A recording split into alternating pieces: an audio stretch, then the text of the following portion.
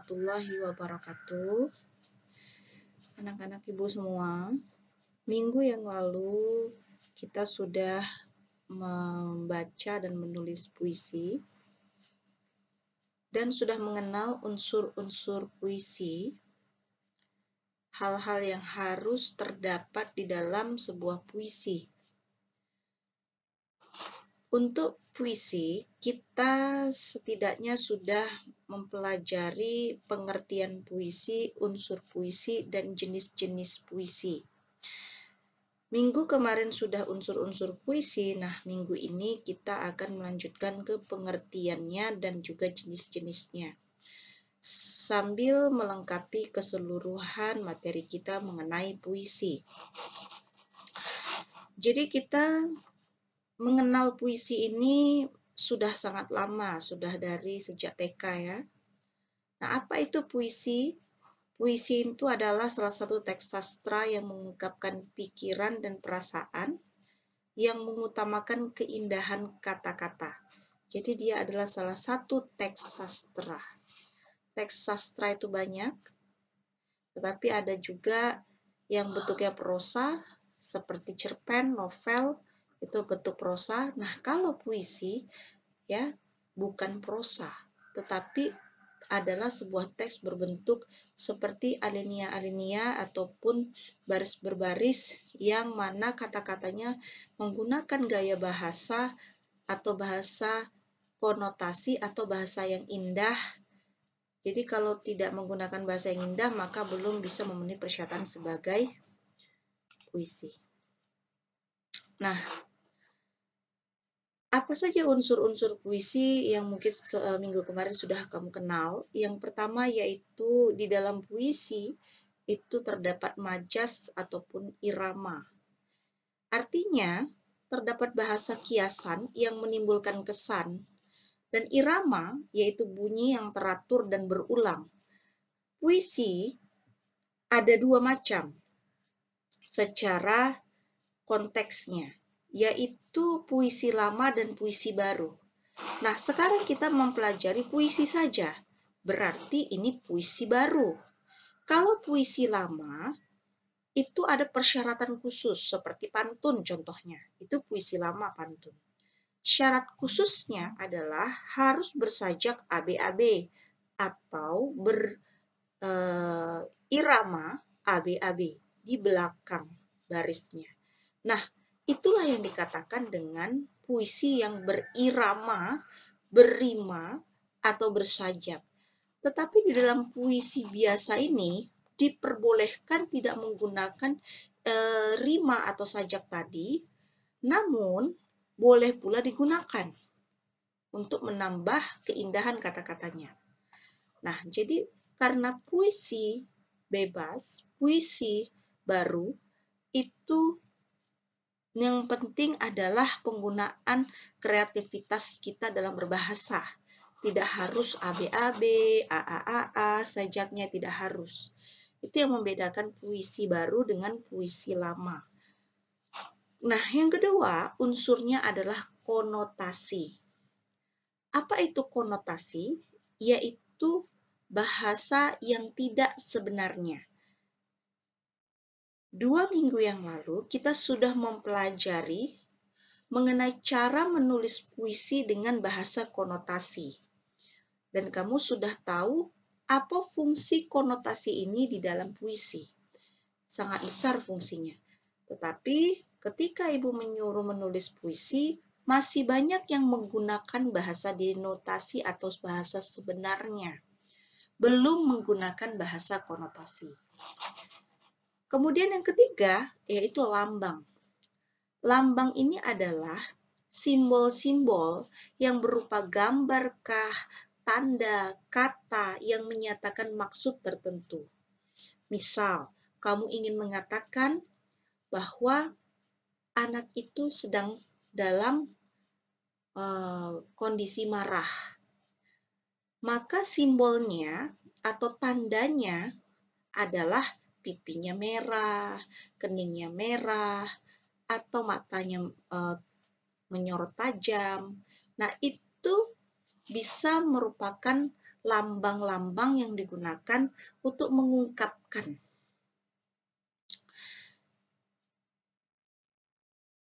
Nah, yang keempat adalah pengimajian. Kata-kata yang menimbulkan khayalan ataupun imajinasi. Jadi harus ada pilihan-pilihan kata yang mana kata-kata itu bisa mengimajinasi. Ya, misalnya puisi ayah, ayah, engkau adalah langkah yang bercahaya, misalnya. Maka akan timbul imajinasi kamu langkah bercahaya. Maksudnya apa ya? Oh, ternyata langkah itu memberikan cahaya kepadaku supaya aku melakukan sesuatu dengan benar. Nah, itu hasil imajinasi. Jadi kamu melakukan penulisan puisi dengan unsur-unsur imajinasi. Bukan lagi, ayah, engkau adalah orang yang berjasa untukku. Itu masih bahasa denotasi atau bahasa sebenarnya yang belum menggunakan majas, konotasi, lambang, pengimajian, itu belum. Jadi kamu harus lebih banyak lagi berlatih menulis puisi dengan menggunakan unsur-unsur yang benar. Kemudian, jenis-jenis puisi. Puisi ini ada banyak sekali jenisnya, tetapi dari segi penulisannya, tata cara penulisannya, itu ada beberapa jenis. Yang pertama adalah puisi naratif. Ya, puisi naratif. Kalau kamu melihat di buku paket kamu, itu ada puisi naratif, ada contohnya, tetapi pengertiannya mungkin terlalu sulit kamu pahami, maka kamu pahami saja bahwa puisi naratif itu adalah bentuknya seperti kita bercerita. Nah, yang kedua adalah puisi lirik, yaitu yang berbentuk seperti lagu, berbait, dan tertata seperti setiap baris. Kemudian puisi deskriptif, yaitu puisi yang bentuknya menggambarkan kondisi ruang dan ciri-ciri khusus. Coba kita lihat dulu contoh daripada puisi naratif ini, supaya kita lebih memahami. Itu ada di buku paket kamu sebenarnya. Ada di buku paket dan bisa kamu lihat nanti sambil mendengarkan, sambil kamu melihat buku bisa. Oke. Nah, di sini jenis-jenis puisi yang pertama adalah naratif. Contohnya ini puisi lirik. Puisi naratif di sini belum ada contohnya. Langsung kita lanjut kepada puisi lirik saja dulu ya. Nanti puisi naratif. Puisi lirik ini adalah puisi yang tadi Ibu bilang adalah puisi yang berbentuk seperti lirik lagu. Karena dia bentuknya berbait dan tertata setiap baris. Nah, contohnya seperti ini. Ode buat proklamator. Ya kan? Ode buat proklamator. Bertahun setelah kepergiannya, kurindukan dia kembali. Dengan gelombang semangat halilintar, dilahirkannya sebuah negeri. Nah, ini bentuknya satu baris dia boleh lepas ke baris kedua, kemudian lepas lagi. Sebetulnya di sini masih ada ruang, tetapi tidak disambung di sini. Ya, dibuat di baris baru. Nah, inilah dikatakan dengan puisi lirik tadi, yang dia mungkin ingin menambah keindahan baris berbarisnya sehingga dibuat kalimat yang bisa dibuat di sebelahnya seperti paragraf menjadi dibuat dengan baris baru. Nah, itu sering kamu lihat mungkin di dalam puisi-puisi yang biasa, bentuknya lebih banyak bentuk lirik ya, itu sudah umum. Banyak sekali puisi-puisi sekarang bentuknya seperti bentuk lirik. Kemudian yang ketiga adalah puisi deskriptif. Seperti apa puisi deskriptif? Deskriptif itu berasal dari deskripsi. Deskripsi sama. Deskripsi itu adalah Deskripsi itu adalah menggambarkan ya kondisi, ruang dan ciri-ciri khusus. Oke, kalau kita lihat mungkin di sini ada contoh puisi deskripsi. Peristiwa pagi tadi karya Sapardi Djoko Damono. Nah, puisi ini mendeskripsikan atau menceritakan peristiwa, ya, bukan menceritakan tapi menggambarkan peristiwa, di mana peristiwa pagi tadi terjadi di tempat warung, ya, di warung, kemudian ada sepeda motornya, kemudian ada ternyata dia di tepi jalan. Nah, jadi penggambaran-penggambaran situasi tempat dan suasana inilah yang dikatakan sebagai puisi deskripsi atau deskriptif. Nah, puisi ini dikatakan deskriptif lebih mengarah kepada deskriptif karena ada penggambaran tempat dan suasananya. Kalau dia hanya menceritakan tetapi ceritanya itu tidak ada penggambaran tempat dan suasana, maka dia dikatakan sebagai hanya menceritakan atau naratif, ya. Nah, sebetulnya ini bisa pula kita jadikan sebagai penceritaan atau naratif, puisi naratif, tetapi karena dia lebih kuat sebagai deskriptif, maka menjadi deskriptif. Pagi tadi seorang sopir oplet bercerita kepada tukang warung tentang lelaki yang terlanggar motor waktu menyeberang. Nah, ini sang penulis menggambarkan bahwa, oh, tadi pagi ada seseorang yang lagi bercerita. Dia menggambarkan peristiwa itu seperti apa. Pertama-tama ada orang yang bercerita. Lalu siang tadi pesuruh kantor bercerita kepada tukang warung tentang sahabatmu yang terlanggar motor waktu menyeberang, membentur aspal, lalu beramai-ramai diangkat ke tepi jalan. Menggambarkan peristiwa itu bahwa yang melanggar motor tadi dia menyeberang, kemudian membentur aspal. Jadi situasi kondisi pada saat itu dia gambarkan. Sore tadi tukang warung bercerita kepadamu tentang aku yang terlanggar motor waktu menyeberang. Nah, dia gambarkan pula bagaimana dia yang terlanggar motor. Nah, ini penggambaran-penggambaran ini yang membuktikan bahwa ini menjadi puisi, jenis puisi deskriptif. Kemudian ada puisi yang kedua, yaitu yang menggambarkan situasi ketika dia melihat bintang-bintang. Tengadah ke bintang-bintang. Berilah hamba kearifan, oh Tuhan, seperti sebuah teropong bintang, tinggi mengatasi galaksi, rendah hati di atas bumi. Bukanlah manfaat pengetahuan, penggali hakikat kehidupan, lewat mikroskop, lewat teleskop, bimbinglah si goblok dalam menemukan sebuah wujud maknawi dalam kenisbian sekarang.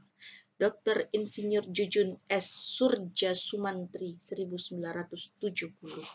Nah, ini penggambaran apa yang digambarkan, apa yang menjadi ciri-ciri di sini, yaitu ciri-ciri ketika dia melihat bintang-bintang, di sana ada keagungan Tuhan, kemudian dia melakukannya dengan mikroskop, ada teleskop di sana, ya kan? Nah, ini adalah penggambaran situasi atau suasananya. Nah, kemudian ada lagi, dan ini adalah jenis deskriptif juga. Oke, jadi kenapa ini dikatakan sebagai deskriptif?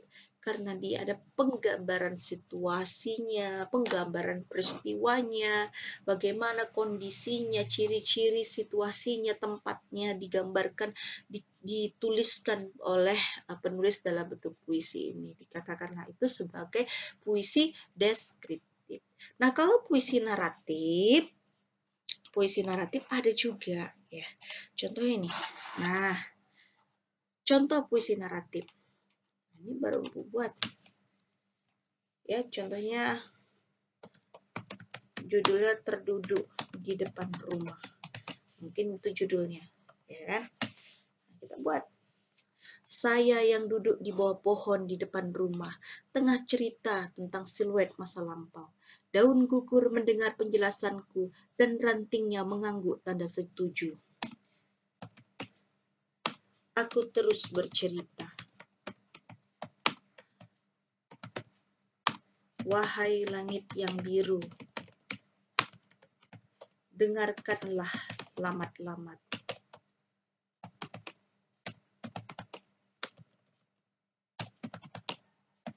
Isi hati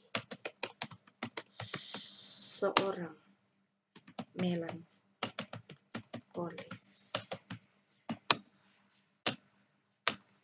Saya yang duduk di bawah pohon. Bla bla bla bla, terus cerita, bentuknya seperti paragraf-paragraf begitu, dan menceritakan, bercerita dan terus bercerita.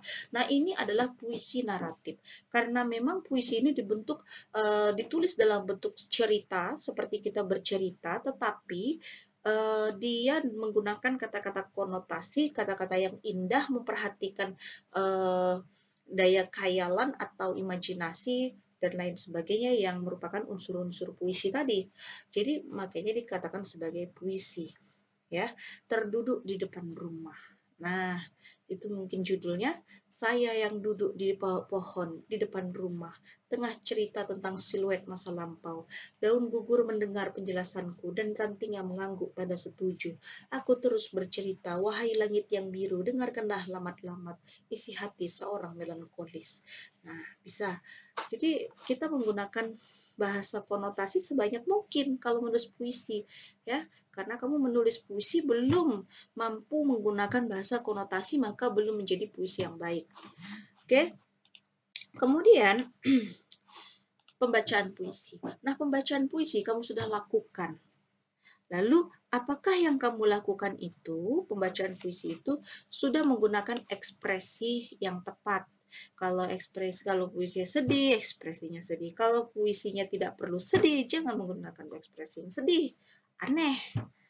Ya. Kemudian lafal. Apa itu lafal? Ucapan seseorang pada huruf atau kata. Kamu ingin mengatakan kata-kata di dalam puisi kamu, misalnya perundingan macet dan kemarau terlalu panjang. Kamu katakan penundingan. Nah, beda perundingan, penundingan. Kamu salah dalam mengucapkan, pelafalan kamu salah, maka puisi itu gagal kamu bacakan. Ya, jadi lafal itu sangat penting. Kemudian tekanan, kuat lemahnya pengucapan kata atau kalimat. Makanya kalau berpuisi jangan ragu-ragu. Contoh, peninjauan nuklir. Nah, kalau memang perlu ditekan peninjauan, tekan agar sang pendengar bisa mendengar dengan jelas apa yang kamu sampaikan. Kalau engkau ada waktu, cobalah tinjau hatiku. Akan kutunjukkan padang-padang cinta di sana. Telah menjadi daerah terlarang. Nah, seperti itu. Oke. Kemudian intonasi. Intonasi itu naik turunnya lagu kalimat. Contohnya seperti apa? Contohnya, ya. Berilah hamba kearifan, oh Tuhan. Nah, itu kan ada penekanan, ada intonasi, ada naik suaranya. Oh Tuhan. Baru turun lagi, seperti sebuah teropong bintang, tinggi mengatasi galaksi, rendah hati di atas bumi. Bukanlah maruf, tinggi lagi. Seperti itu. Jadi kalau kamu membaca puisi datar, hanya begitu-begitu saja tanpa intonasi, orang tidak akan senang dan orang akan bosan mendengarkan pembacaan puisi kita. Nah, ini keempat contoh pembacaan puisi yang baik yang perlu kamu perhatikan ketika kamu membaca puisi. Kemudian, apa perbedaan membaca puisi? Kah itu musikalisasi, dramatisasi, dan visualisasi puisi? Beda. Jadi kalau ada nanti perlombaan membaca puisi, maka hanya baca dengan memperhatikan keempat unsur ini tadi. Ya. Hanya baca. Tidak perlu dihafal, karena bukan hafal puisi, memang baca.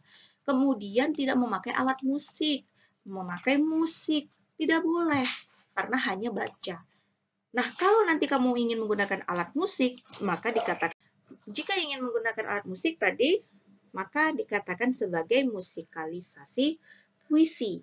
Ya, musikalisasi puisi ini dia tidak hanya menggunakan alat musik, tapi bahkan puisi itu juga dijadikan menjadi lirik lagu, artinya dimainkan menjadi lagu, ya, dinyanyikan. Kemudian dramatisasi puisi ada pula lagi, yaitu mendramatisasikan, didramakan. Kamu pernah bermain drama, lalu teksnya adalah teks puisi. Boleh. Nah, itu yang dikatakan dengan dramatisasi puisi. Kemudian visualisasi puisi. Puisi yang Ibu buat di YouTube tanpa wajah Ibu, tetapi hanya dengan membuat gambar dan musik, itu bisa juga dikatakan dengan visualisasi puisi, tapi elektronik bentuknya. Nah, kalau kamu ingin membuatnya dalam bentuk non-elektronik, maka bentuknya di panggung dengan ekspresi wajah kita sendiri, memvisualisasikan diri kita sendiri sebagai contoh penggambaran di dalam puisi itu.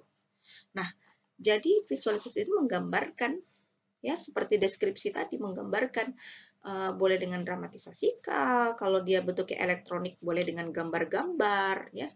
Nah, itu visualisasi. Jadi banyak sekali jenis-jenis puisi ini dan tidak terbatas, karena puisi ini adalah salah satu contoh teks sastra yang cukup bebas, tapi bebas pun tidak boleh kebablasan, ya. Kemudian hanya sampai di sini saja mungkin. Kalau ada pertanyaan silahkan di kolom komentar. Yang belum subscribe, belum pernah, maka di subscribe. Kemudian yang belum pernah like, silahkan like, ya.